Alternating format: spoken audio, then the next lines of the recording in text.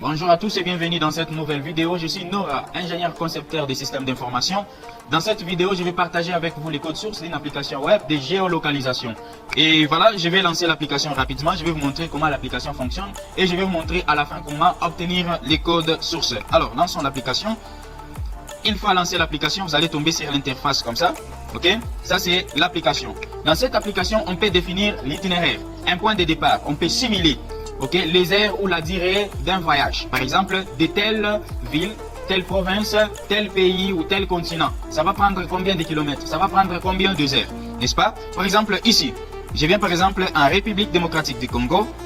Je prends par exemple, je peux zoomer, n'est-ce pas? Je peux zoomer. On peut me montrer les avenirs, n'est-ce pas? Vous voulez connaître les avenirs de votre ville, vous voulez connaître la cartographie de votre ville, n'est-ce pas?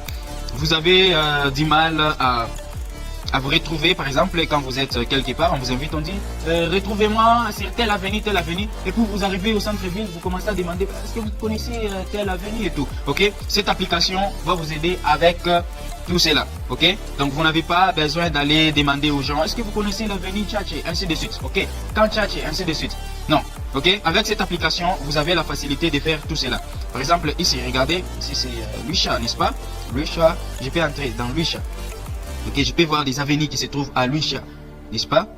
Regardez ici, il y a Institut Lubusha, ainsi de suite, il y a Luisha Mine, ainsi de suite, n'est-ce pas? Ça, c'est en République démocratique du Congo, n'est-ce pas? Je fais par exemple quitter ici Luisha, n'est-ce pas?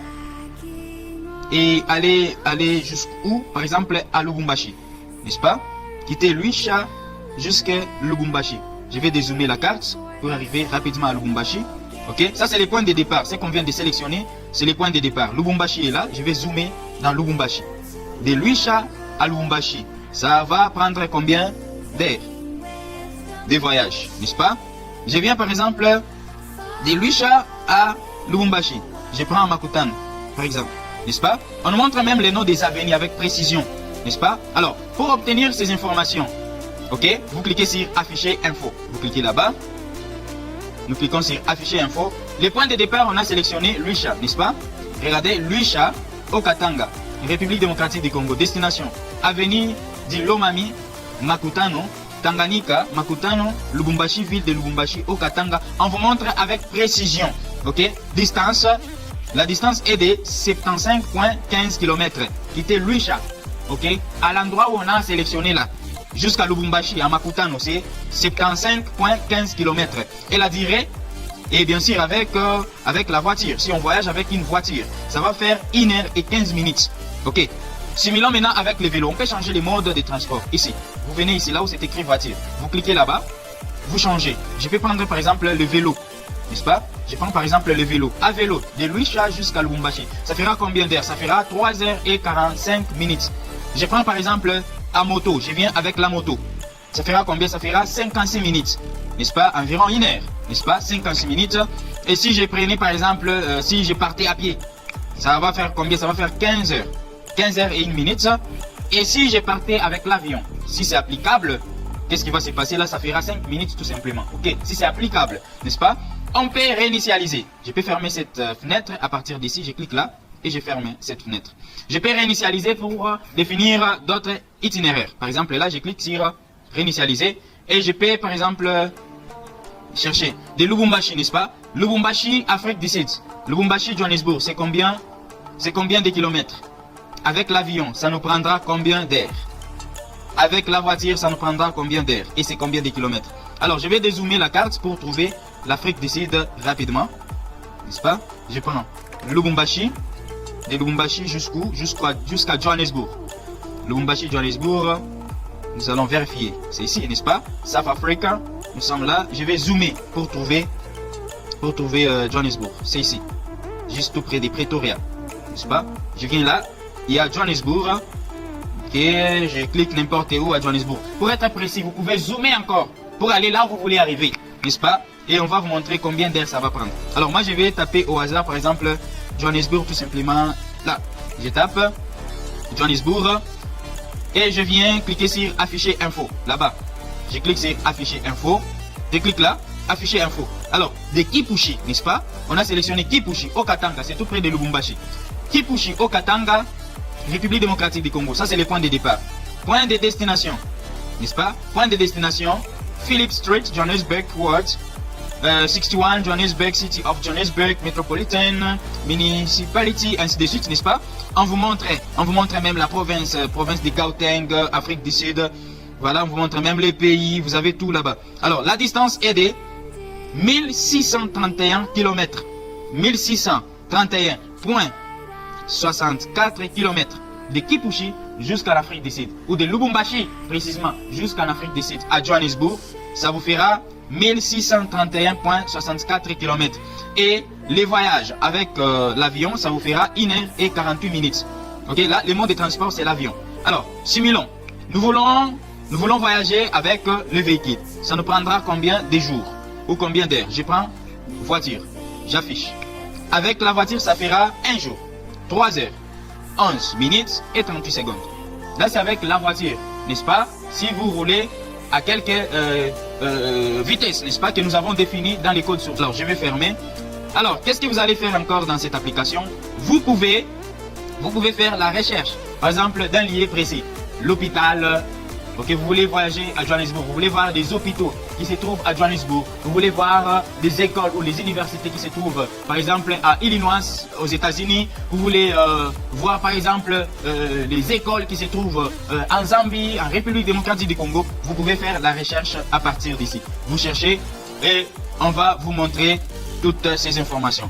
Voilà cette application que j'ai développée. Vous êtes développeur, n'est-ce pas? Vous êtes programmeur. Je vais vous donner ces codes sources. Vous allez intégrer ces codes sources et c'est gratuit. Vous n'avez pas besoin de payer les API. Vous n'avez pas besoin de faire beaucoup de calculs dans ça. Ok? Voilà, ça ce sont les codes sources. Ok? Ce sont les codes sources. Vous pouvez les modifier comme vous voulez. Vous pouvez les modifier, n'est-ce pas? Ça c'est les loading screen. Ok? Vous pouvez les modifier. Voilà, je vous montre les API, n'est-ce pas? Regardez. On a utilisé quelle API? On a utilisé OpenStreetMap. Les API de OpenStreetMap. Et avec JavaScript, nous avons utilisé Leaflet. Ok? Leaflet. C'est ça qu'on a utilisé en JavaScript. Ok? Vous pouvez modifier ces paramètres à vos besoins. Vous pouvez les modifier et les adapter selon vos besoins, n'est-ce pas? Alors, ça c'est une petite application que j'ai développée pour vous. Alors, pour avoir les codes sources, je vais mettre les liens de téléchargement en description. Vous cliquez sur ces liens de téléchargement. Une fois téléchargé les codes sources, vous ouvrez cette application Zaarchiver. J'ai expliqué dans ma vidéo précédente comment installer Zaarchiver sur votre téléphone ou si vous me suivez avec votre portable, avec votre ordinateur, vous utilisez WinRAR. Ok, WinRAR. Vous utilisez cette application. Alors, vous ouvrez Zaarchiver. Ouvrez Zaarchiver ou WinRAR et vous allez localiser les codes sources. Les codes sources que vous avez téléchargés, n'est-ce pas? Ça sera dans download ou encore téléchargement. Une fois localisé les codes sources, vous cliquez dessus et vous cliquez sur extraire ici. Cliquez sur extraire ici. Une fois cliqué sur extraire ici, n'est-ce pas? Je vais cliquer ensemble avec vous. Vous cliquez sur extraire ici, on vous demande un mot de passe. Ce mot de passe, je l'ai affiché dans cette vidéo. Regardez très bien la vidéo du début jusqu'à la fin. Vous allez trouver un mot de passe. Je vais écrire mot de passe, des points. Des points. Les mots qui vont suivre là-bas. Ou les chiffres. Ou les symboles qui vont suivre. C'est ça les mots de passe. Vous prenez ces mots de passe, vous les écrivez ici. N'est-ce pas? Vous écrivez ces mots de passe ici. Et vous décompressez cette application. Une fois décompressé les codes sources, vous aurez un dossier comme ça. MapFree. N'est-ce pas? MapFree, vous aurez cette application ici ou les codes sources. Vous allez ensuite dans EnWriter, vous ouvrez EnWriter Free, EnWriter Free, ou l'éditeur de texte que vous avez sur votre ordinateur, n'est-ce pas? Ou sur votre téléphone. Une fois ouvrir EnWriter Free, vous allez sur dossier ici. Vous cliquez une fois, allez-y localiser les dossiers qui contiennent les codes sources que vous avez téléchargés. Lorsque vous avez décompressé les codes sources, vous avez eu un dossier qui s'appelle MapFree. Vous ouvrez ce dossier-là, MapFree. Vous l'ouvrez. Une fois ouvrir ce dossier-là, MapFree, vous aurez un fichier nommé index.html. Pour localiser ce fichier et vous cliquez sur Index. Cliquez sur le fichier Index. Une fois cliqué sur les fichiers index, vous venez sur les boutons play, n'est-ce pas, les boutons play, ou encore sur ordinateur. Vous exécutez les codes dans votre navigateur, n'est-ce pas. Moi je vais cliquer sur play, ou encore jouer. Vous cliquez et vous avez l'application sur votre téléphone ou encore sur votre ordinateur, n'est-ce pas. Alors voilà tout pour cette vidéo. Nous sommes arrivés à la fin de cette vidéo. Si vous avez aimé le contenu de cette vidéo, n'hésitez pas de liker la vidéo. N'hésitez pas de nous laisser en commentaire vos impressions. Partagez la vidéo avec vos collègues, vos amis et vos connaissances. Et surtout, une chose, si vous ne vous êtes pas encore abonné sur cette chaîne, abonnez-vous, faites-le pour nous encourager à publier encore d'autres codes sources que nous développons pour vous tous les jours. Et nous publions ces codes sources régulièrement sur cette chaîne.